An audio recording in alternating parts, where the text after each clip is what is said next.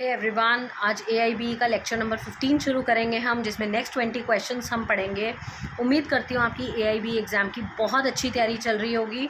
और बिना time waste किए हम शुरू करते हैं अपने प्रीवियस ईयर क्वेश्चन पेपर से, जिसमें पहला क्वेश्चन है हमारा, एक फैक्ट्रीज़ एक्ट 1948 के तहत who is called an adolescent.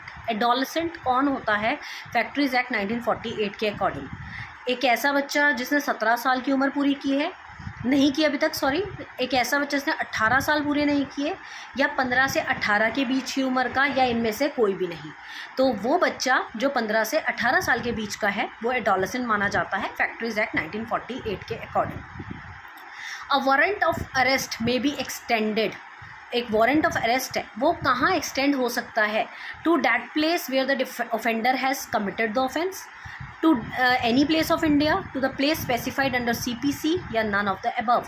तो जो वारंट ऑफ अरेस्ट है वो एक्सटेंड हो सकता है होल ओवर इंडिया, कहीं पर भी, इंडिया के किसी भी कोने में आपका जो वारंट ऑफ अरेस्ट है वो एक्सटेंड हो सकता है। Which is not included with in the meeting of artistic work under copyright act. को इनमें से कौन इंक्लूड नहीं होता है, क्या इंक्लूड नहीं होता है? जब आर्टिस्टिक वर्क की बात होती है, उसका मीनिंग की बात हो रही है कॉपीराइट एक्ट के under, drawing, work of craftsmanship, work of architecture, या वर्क ऑफ कारपेंटर। तो वर्क ऑफ कारपेंटर जो है वो इंक्लूड नहीं किया जाता आर्टिस्टिक वर्क के मीनिंग में। Next question is, A does not fall under the clause of MOA। A fall नहीं करता MOA के अंदर। ए कौन हो सकता है? Subscription, capital, director, situation. Director होगा, क्योंकि जो डायरेक्टर होता है उसका MOA में कहीं मेंशन नहीं होता। PIL, public interest litigation, is criticised on the ground of. किस बेसिस पे उसको क्रिटिसाइज़ किया जाता है? प्राइवेट मोटिव होता है तब, पॉलिटिकल एंड होता है तब, ट्रिमेंडस इंक्रीज इन लिटिगेशन होता है तब, या इनमें से सब में, क्योंकि इनमें से कोई भी एंटरटेनिंग नहीं है, ये सारे मोटिव्स गलत हैं। Which of the following statement is correct? इनमें से कौन सा स्टेटमेंट सही है? A confession made by an accused to the police officer is relevant. A confession made by the accused in police custody to a magistrate is not relevant. A confession made by an accused in the police custody and discovery made from the information received from confession, both confession and discovery are relevant, या none of the above is correct।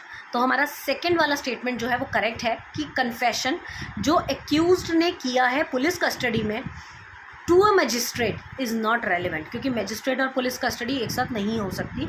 तो ये sentence बिल्कुल जो है वो आपका correct है। Okay, next question is, in which of the following case it was said that unless a right of appeal is clearly given by statute it does not exist? इनमें से कौन सा ऐसा केस है जो ये कहता है कि जब तक राइट ऑफ अपील क्लियरली नहीं दिया जाता स्टैट्यूट में वो मैटर नहीं करता है? Raja Himanshudhar Singh versus registrar all India, Zahir Hussain Khan versus Khurshid Jain, Shrimati Gangabai versus Vijay Kumar, Ram Narayan private versus trading corporation limited. तो इनमें से Ram Narayan private limited versus trading corporation limited वाला जो केस है वो इसमें सही बैठता है। Next is which of the following section enables the court to cancel the bond and bail bond. इनमें से कौन सा सेक्शन है जो बॉन्ड और बेल बॉन्ड को कैंसिल कर सकता है? 446A, 446, 450, 448। 446A जो है बेल बॉन्ड दोनों को कैंसिल कर सकता है। Under section 115, in the exercise of its revisional jurisdiction, a high court can do which of the following things? एक high court इनमें से कौन सी चीज़ कर सकती है? To call for the record of any case which has been decided by any court subordinate to the high court, किसी भी court का रिकॉर्ड मांग सकती है जो भी उसकी जूनियर कोर्ट ने किया। To vary, reverse any decree or order against which an appeal lies to the high court, both A and B, none of the above। तो हमारा जो सबसे पहला वाला है वो बिल्कुल सही है। To call for the record, किसी का भी रिकॉर्ड मांग सकती है। Next is a surgeon. एक सर्जन है, जानता है कि पर्टिकुलर ऑपरेशन जो है वो Z की डेथ कर सकता है, जो कि पेनफुल कंप्लेंट में आया था, बट उसका इंटेंशन उसकी डेथ करवाना नहीं था। उसने गुड फेथ के साथ Z का ऑपरेशन कर दिया। Z's benefit perform state operation on Z with Z's consent, और Z का कंसेंट भी लिया था। A has committed no offence. A की यहाँ कोई गलती नहीं है अगर Z मर जाता है तो। ये कहाँ लिखा गया है? Section 88 of IPC, section 89 of IPC, section 90 of IPC और सेक्शन 87 ऑफ IPC। तो हमारा सेक्शन 88 ऑफ IPC में ये चीज़ मेंशन है। Next question is to close down a factory, एक ऑक्यूपायर को कितने दिन का नोटिस देना पड़ता है अपने अथॉरिटीज़ को? 30 दिन, 60 दिन, 14 दिन, 90 दिन। तो एक ऑक्यूपायर को 60 दिन का नोटिस देना पड़ता है अपने अथॉरिटीज़ को फैक्ट्री को क्लोज करने के। In which of the following cases a set off can be claimed, इनमें से कौन से केस में आप सेट ऑफ को क्लेम कर सकते हैं? A sues B for ₹20,000. B wants to set off the claim for damages for breach of contract for specific performance. A owes the partnership firm of B and C ₹1,000. B dies leaving C surviving. A sues C for the debt of 1500 due in his separate character. C wants to set off the debt of ₹1,000. Set of का मतलब क्या है? Adjust करना। तो यहाँ adjustment का concept जो है वो पहले वाले में आ रहा है, जो अब मैंने पढ़ा वो उसमें आ रहा है। थर्ड ऑप्शन है ए, दो both A and B. Fourth है नन ऑफ द अबव। तो जिसमें एडजस्टमेंट का कॉन्सेप्ट आएगा वो सेट ऑफ किया जाएगा। In reference to an authority derived from official character merely, not expressly conferred upon the individual character but rather annex to official position. इसमें वो कह रहा है कि एक अथॉरिटी है जो कि ऑफिशियल कैरेक्टर डिराइव कर रही है बट उसका प्रॉपर जो इंडिविजुअल कैरेक्टर है वो एक्सप्रेस नहीं हो रहा है मगर एनेक्स्ड है वो ऑफिशियल पोजीशन से। तो इसमें कौन हो सकता है वो? डेजिग्नेशन, अपॉइंटमेंट, ऐड या एक्स ऑफिसर। बहुत ही क्लियर आंसर है एक्स ऑफिसर, क्योंकि बाकी तीन का तो कोई मतलब ही नहीं बनता। कभी कभी ना नॉनसेंस वाले क्वेश्चंस भी होते हैं इसके अंदर जिसका कोई सिर पैर नहीं होता, तो आपको आंसर अपने आप देखना है इसके अंदर। What should be the difference of age under Hindu adoption and maintenance act 1956 if female adopts mail?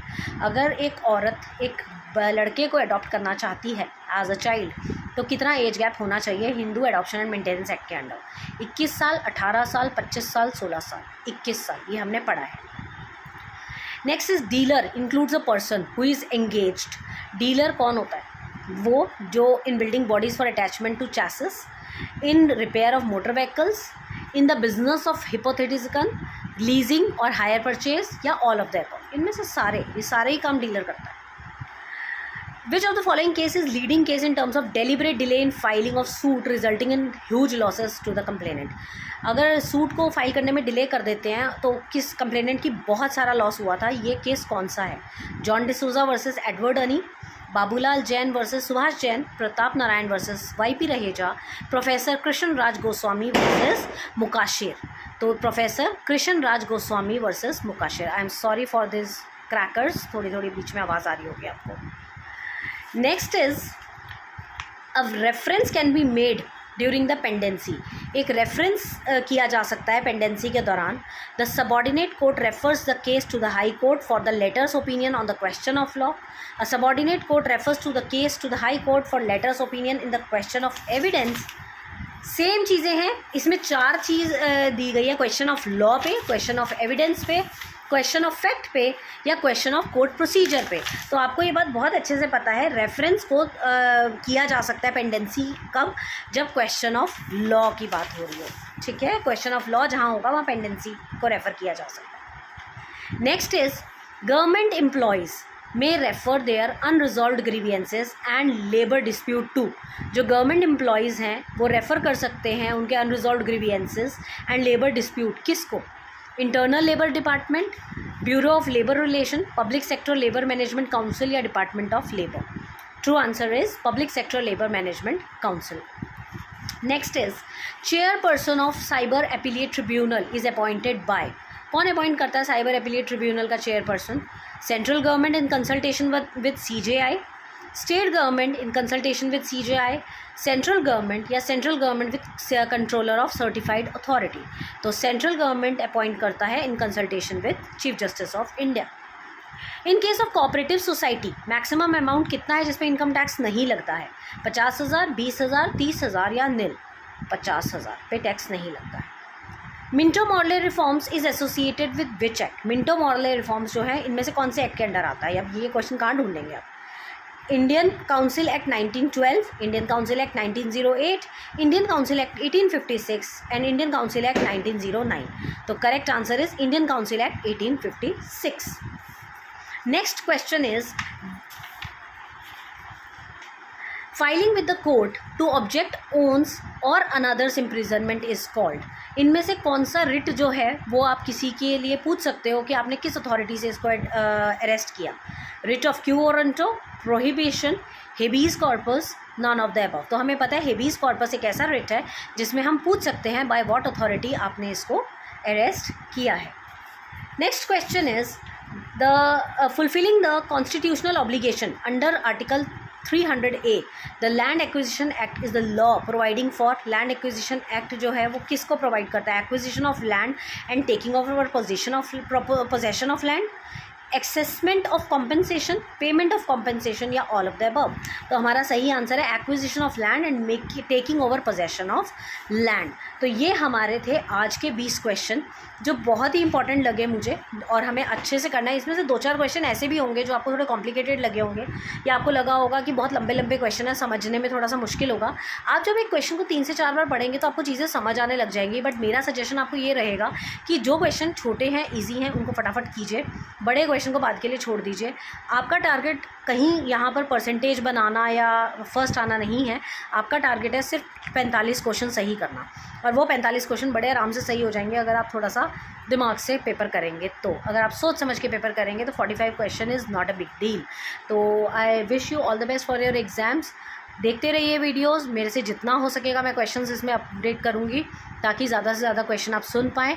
और उम्मीद करती हूँ आपको ये क्वेश्चंस अच्छे लग रहे होंगे, आपको समझ आ रहा होगा। अगर आपको थोड़ी सी भी हेल्प होती है तो please like the videos and comment ज़रूर कीजिए ताकि मुझे मोटिवेशन मिले और बनाने के लिए। और जितना हो सके अपने लॉ ग्रुप्स में अपने फ्रेंड्स के साथ इसको शेयर कीजिए so that I can get motivated and make more videos for you. Thank you so much.